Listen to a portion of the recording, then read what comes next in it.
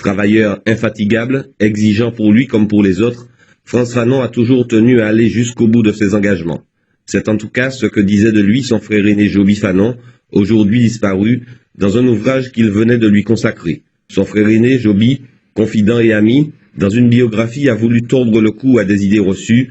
Il souhaitait, disait-il, rendre à Frantz Fanon sa dimension d'homme.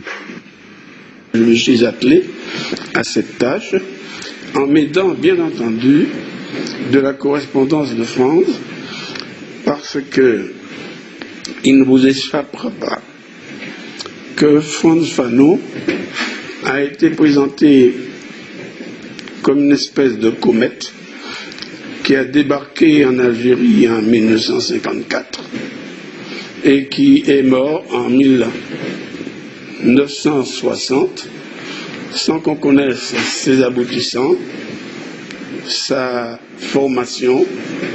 Et c'est ce que j'ai voulu faire, c'est remettre Frantz dans sa vie quotidienne.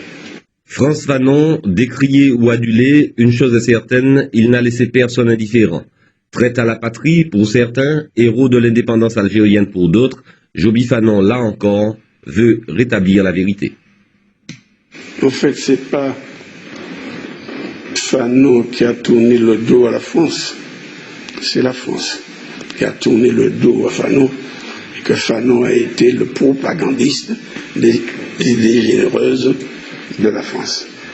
Joby Fanon nourrissait un espoir, celui de voir rapatrier les cendres de son frère. Peut-être que d'autres prendront le relais pour que le corps de Frantz Fanon repose enfin dans le sol natal.